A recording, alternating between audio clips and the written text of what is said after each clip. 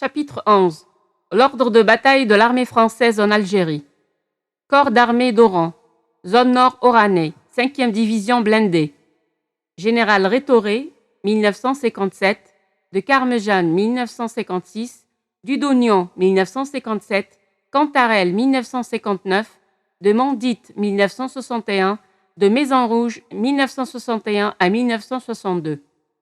La 5e division blindée qui débarque à Oran en avril 1956 est l'héritière de la 5e division blindée formée 13 ans plus tôt en Afrique du Nord et équipée de matériel américain qui s'est illustré sur les champs de bataille de la campagne de France. À son arrivée, le général Rétoré prend le commandement de la zone opérationnelle de Tlemcen, nouvellement créée, qui regroupe des éléments divers, plus ceux de la 12e division d'infanterie. Le colonel de Carmejan assure le commandement de la 5e DB, proprement dite, et qui comprend les troupes venues d'Allemagne où elles stationnées.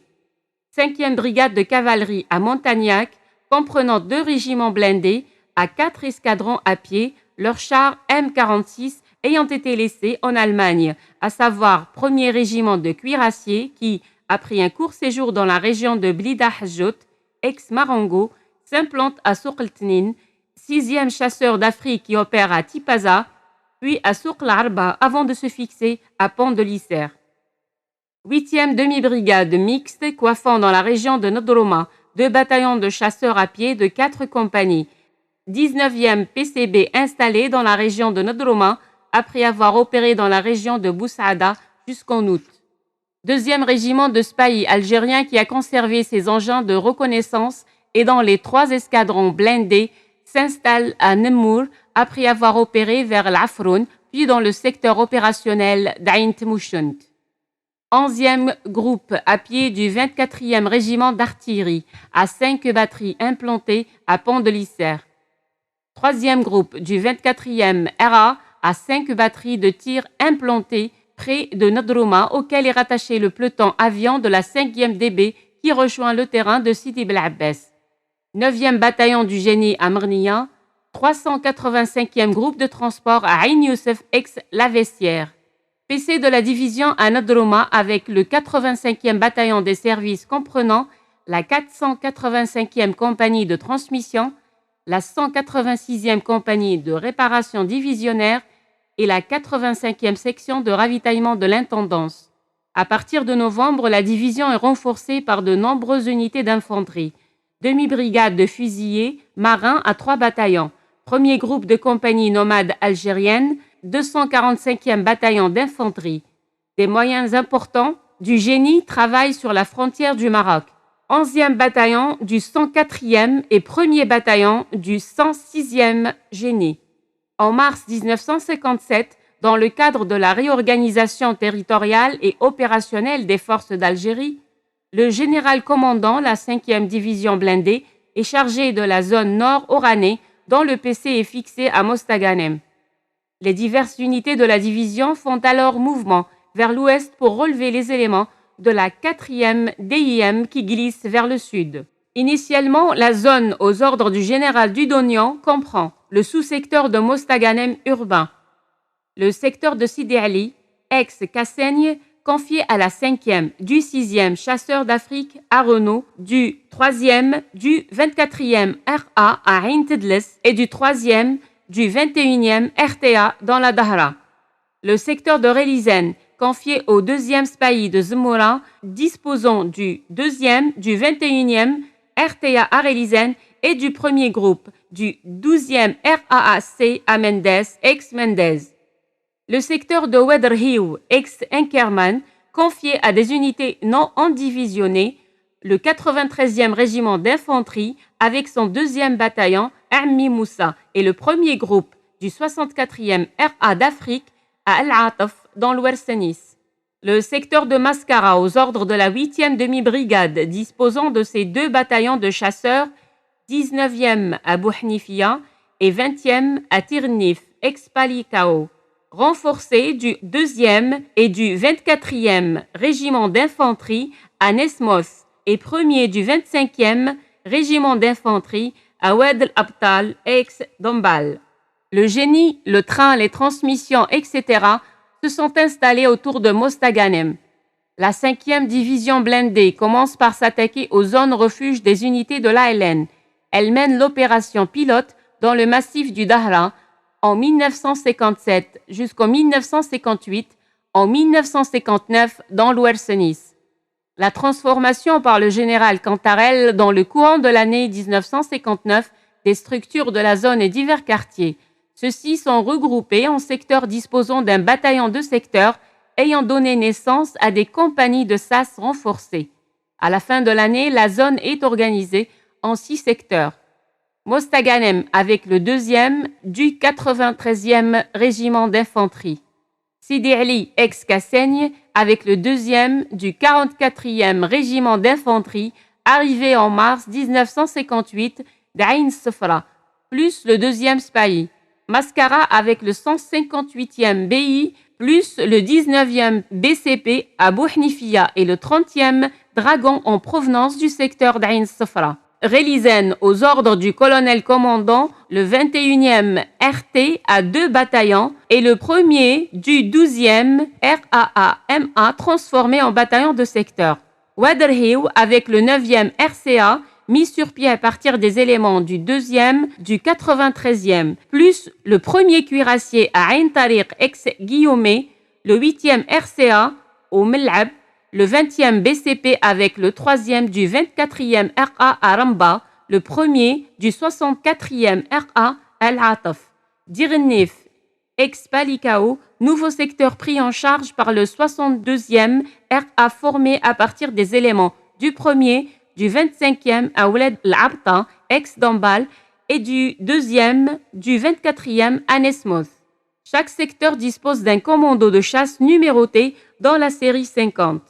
Zone centre-Oranais, 29e division d'infanterie. Général Bertrand, 1956. De Winter, 1957. Pastem, 1958. Percota, 1959. De Béléné, 1961. Simon, 1962. Et Caludano, 1962. La 29e division d'infanterie, récréée en 1953 comme division de réserve, est mise sur pied le 13 avril 1956 au titre du plan d'urgence avec des disponibles rappelés, des contingents 51e du 3 à 52e du 1. Débarquées à Oran à partir du 29 avril 1956, les unités de la division aux ordres du général Bertrand sont immédiatement envoyées dans la région d'Ain Tmouchent où les personnes et les biens des communautés chrétiennes et musulmanes sont menacés d'anéantissement par l'extension de la révolution. Le SOAT, secteur opérationnel d'Ain Tmouchent, comprend les unités suivantes. 7e demi-brigade d'infanterie implantée à Al-Amriya, ex-Lourmel, coiffant les 2e bataillons du 82e régiment d'infanterie à Boutlilis, 97e bataillon d'infanterie alpine à Ar-Rahal, 3e bataillon du 35e régiment d'infanterie à Hammam Bouhjar. 8e régiment d'infanterie coloniale dans les 3 bataillons sont répartis entre Ain Khial, Arlel, ex de Malcher et Benissaf. 10e régiment de dragons à Sidi Ben Adda, ex 3 marabouts. 11e groupe du 19e régiment d'artillerie. 89e bataillon du génie à El Maleh, ex Rio Salado. 379e groupe de transport également à El Maleh, ex Rio Salado. 79e compagnie de télégraphistes coloniaux, 297e compagnie de quartier général, le 79e bataillon des services, comprenant la 79e compagnie de circulation routière et le 79e élément santé, toute unité implantée avec la 79e compagnie de réparation auprès du PC de la division à Ain Tmouchent. Zone ouest Oranais, 12e division d'infanterie. Général Landouzi, 1956. Le Puloche, 1956. Bertrand, 1958. Bazillon, 1959. Foucault, 1969. Et Le Nuyeux, 1961. La 12e division d'infanterie est créée le 1er mars 1956 à Toulon, d'où elle s'embarque début avril pour l'Afrique du Nord.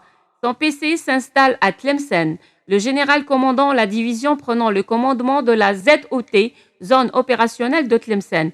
Elle cohabite sur le territoire de la subdivision avec la 5e DB qui a pris à sa charge la partie nord-ouest.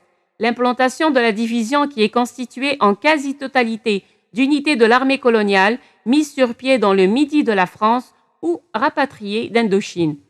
Zone Est Oranais, 4e division d'infanterie motorisée. Général Pédran, 1954. Desneval, 1956. Dodelier, 1957. Jarret, 1959. Alix, 1959. Lassalle, 1961. Paillard, 1961. La Paume, 1963.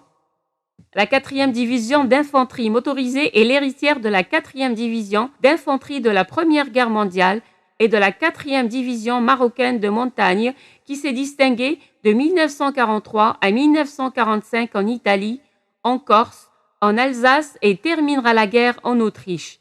L'insigne de la division rappelle d'ailleurs ses origines par les couleurs vertes et rouges et le sapin. Après une période d'occupation en Allemagne, elle est transformée en division motorisée expérimentale. Pantomique à 5 régiments d'infanterie motorisée qui comprennent chacun un état-major, une compagnie de commandement et des services, 4 compagnies motorisées de combat sur Dodge 6-6, un escadron d'éclairage et anti-chars commandé par un capitaine de l'armée blindée cavalerie monté sur Jeep et AMX-13, chasseurs de chars, une compagnie d'appui disposant notamment d'une batterie de mortiers lourds de 4 pouces, 106 mm sur half-track.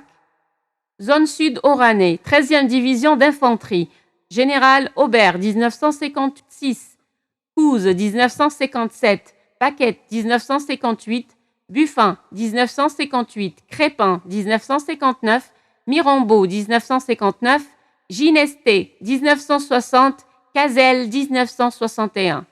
L'état-major de la 13e division d'infanterie débarque le 8 juin 1956 à Mars-el-Kébir avec la 63e compagnie de quartier général et la 263e compagnie de circulation routière. En attendant l'arrivée du Maroc de la 4e DIM, il s'installe à Mascara. Le 1er septembre, la division prend à sa charge le secteur opérationnel du centre oranais nouvellement créé. Elle dispose de plusieurs éléments en divisionné. Corps d'armée d'Alger, zone sud algérois, 20e division d'infanterie. Général Simon, 1956. Depuis 1957. Roy, 1958. Arfuyou, 1960. Rouillé, 1961. Le Maçon, 1962. Du Temple de Rougemont. La 20e division d'infanterie est mise sur pied au mois de mai 1956 avec des rappelés de l'ouest de la France. Elle reçut des renforcements de plusieurs bataillons libérés des opérations du théâtre opérationnel tunisien et marocain. La zone comprend les secteurs suivants: Médéa, Soql Ghazlan, Boukhari, ex-Bourari, Ain Oussara, ex-Paul Cazel, Djilfa et Boussaada.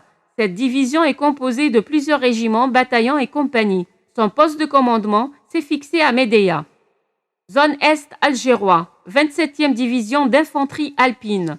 Général Gouraud, 1955. Guérin, 1957. Fort, 1958. De Kama, 1960. Simon, 1961. Et Leray, 1962.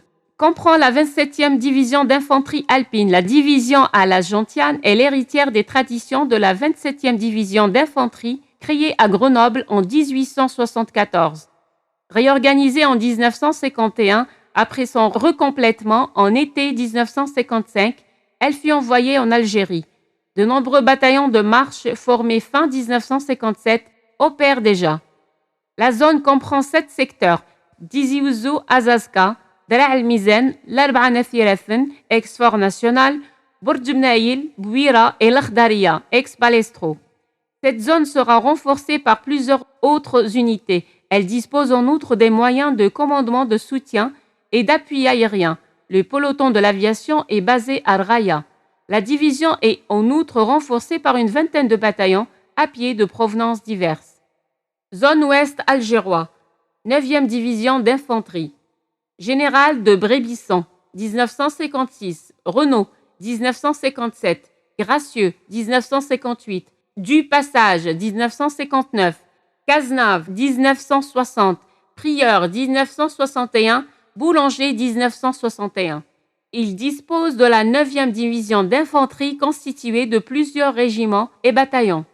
Le PC est fixé à Chlef, ex-Orléansville, et comprenant 4 secteurs, Ténès au nord, Tniyat el-Had au sud, Miliana à l'est et Chlef, ex-Orléansville à l'ouest.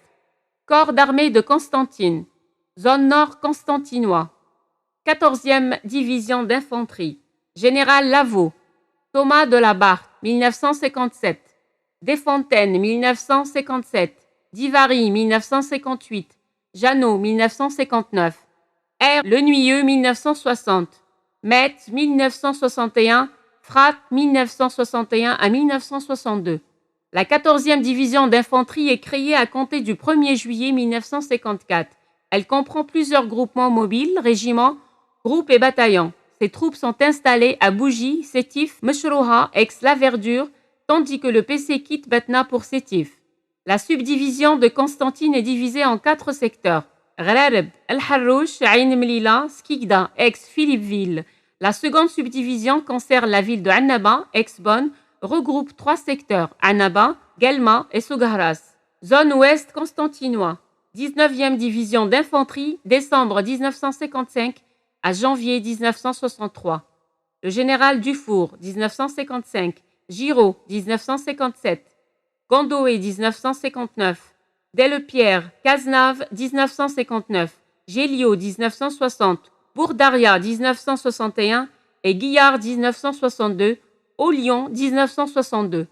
La 19e division d'infanterie, après avoir servi dans différentes régions de Constantine, fut regroupée en fin décembre 1955 sur le territoire de la subdivision de Sétif. Elle dispose du groupement numéro 2 d'hélicoptères de l'armée de terre.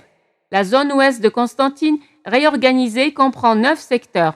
Sétif, Sidi Aïch, Aqbou, Bjaya, ex-Bougie, Bougaa, ex-Lafayette, Kharrata, Borj Bouharerij, El-Ulma, Saint-Arnaud et Msila. Zone est constantinois. 2e division d'infanterie motorisée, juin 1955, 31 décembre 1962. Général Boffre, 1955, Redan, 1956, Vanuxan, 1957, Gondoé, 1958, Dulac, 1959, Ayré, 1960, De Marle, 1961 et Mulner, 1961. La 2e division d'infanterie marocaine est constituée le 1er mars 1955 en octobre de la même année. Ces différentes formations étaient stationnées Morceau, Héliopolis, Sadrata, Soukharas, Ain Baïda également. Lorsque la 2e division devient corps d'armée en mars 1957, la zone opérationnelle est-constantinois comprend les secteurs Annaba, Guelma, Soukharas, Sadrata, Ain Baïda et le secteur autonome de Tébessa. Zone sud constantinois. 21e division d'infanterie, Général Vanuxan, 1956, Daillé, 1957, de Crèvecoeur, 1958, Ducournau, 1960, Duc, 1961. En septembre 1954, à la veille de la rébellion algérienne dans le sud du département de Constantine, le secteur opérationnel sud est créé et comprend les sous-secteurs de Tbessa, Aris, Khenchla, Biskra et Betna, où est installé son PC. Les moyens d'appui aérien n'étant pas mentionnés dans ces annexes, il est simplement donné à titre d'exemple ceux affectés à la zone est constantinois. Ces moyens sont articulés en 2 postes de commandement R, PCR, Annaba pour la moitié nord, Tbessa pour la moitié sud. La division en dehors des détachements d'intervention hélicoptères envoyés par le corps d'armée de Constantine, disposant en propre de 2 pelotons d'aviation légère de l'armée de terre, le peloton mixte avion-hélicoptère numéro 1 à Annaba, le peloton avion numéro 2, issu du peloton stationné à Soukharas, participe à toutes les opérations entre les barrages et les frontières. S'agissant des barrages, la zone est de Constantine dispose de 50 000 hommes face aux obstacles, soit le tiers des effectifs du corps d'armée, excepté les renforcements en provenance des autres corps. 3e partie. Introduction. Dans cette 3e partie du livre, je parle de la crise de l'été 62, avec ses luttes pour le pouvoir et leurs conséquences. Je ne prétends pas, je le dis encore une fois, faire œuvre d'historien. Beaucoup d'acteurs éminents des événements qui se sont déroulés au lendemain de l'indépendance ont laissé des mémoires, de nombreux auteurs ont traité du sujet et des historiens talentueux s'y sont intéressés. Je ne veux ni les reprendre sur un point ou sur un autre, ni corriger ce qu'ils ont rapporté. Je veux simplement donner mon témoignage de membre de l'ALN et dire les sentiments qui étaient les nôtres, mes compagnons et moi, au cours de ces journées chargées d'une grande intensité dramatique, quand une partie des combattants de la guerre d'indépendance s'est opposée à une autre par les armes. J'évoque comment l'Algérie, qui venait à peine de se libérer, a été contrainte d'affronter en octobre 63 les entreprises agressives du royaume marocain et l'extraordinaire ardeur patriotique exprimée par les citoyens à cette occasion. J'ai essayé de résumer le plus clairement possible des situations complexes, comme les événements de Kabylie, lorsqu'un leader historique en septembre 1963 est passé de la contestation politique à l'opposition armée, entraînant dans son aventure de nombreux moudjahidines, ou bien lorsque des logiques et des visions différentes avec leur lot de passions et des péripéties ont conduit les colonels Mohamed Chabani et Tahar Zbiri, le premier chef de la wilaya 6 et le second chef d'état-major de l'ANP, à tenter par la sédition militaire d'inverser un cours des choses qui ne leur convenait pas. Dans le tableau que j'esquisse de ces deux affaires, j'ai veillé à présenter avec respect pour leur passé et pour ce qu'ils ont dû payer à leurs convictions, les protagonistes malheureux de ces événements. Je parle de l'intermède Ahmed Ben Bella et de sa conclusion logique. J'ai été mêlé, malgré moi, aux fins dernières de la mandature du révolutionnaire, tant d'exalté et si maladroit, qui fit tout ce qu'un homme politique peut faire pour précipiter l'issue malheureuse, pour lui, que sa démarche depuis longtemps annoncée. Dans cette même partie du livre, je parle de l'armée algérienne, de sa reconversion difficile de l'ALN en ANP, ainsi que des hommes qui l'ont mené à bien. Quand je rends mon opinion à propos de Houari Boumediene, personnalité si difficile à cerner, attachante souvent et plus souvent encore inquiétante ou déroutante, je donne des faits précis et des détails qui confortent l'une et l'autre de ces approches. Chef d'état-major de l'ALN, pendant les dernières années de la guerre ou ministre de la Défense après la libération, il a fait beaucoup pour construire une armée nationale riche de la diversité humaine de notre peuple. Et je suis de ceux qui sont les plus fondés à dire que l'armée nationale, parce qu'elle a été conçue sur ses bonnes fondations, et Houari Boumediene y a pris grandement sa part, est resté debout malgré les stratégies et les moyens mis en œuvre pour l'abattre ou la faire dévier de ses principes. Ce qui ne m'empêche pas de dire les faiblesses, les calculs égoïstes et les projections économiques irréalistes de Houari Boumediene. Des erreurs d'aiguillage qui fourvoient ses pas dans la voie sans issue de la collectivisation forcée des terres ou de l'industrialisation à outrance. Aux commandes du pays, il édifie un État qui lui survit pour faire aboutir les grandes options choisies par les militants indépendantistes pendant la guerre de libération. Il use et abuse des possibilités de cet État comme s'il presque ses jours sont comptés.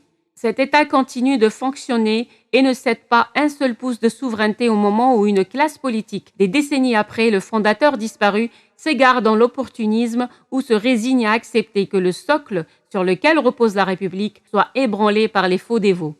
Quand j'invite le jeune lecteur pendant quelques pages à me suivre jusqu'au bord du canal de Suez, mon but est de susciter sa fierté parce que l'armée de ses aînés a démontré face à l'attrait médiatisé de Sahel ses capacités tactiques et le courage de ses hommes.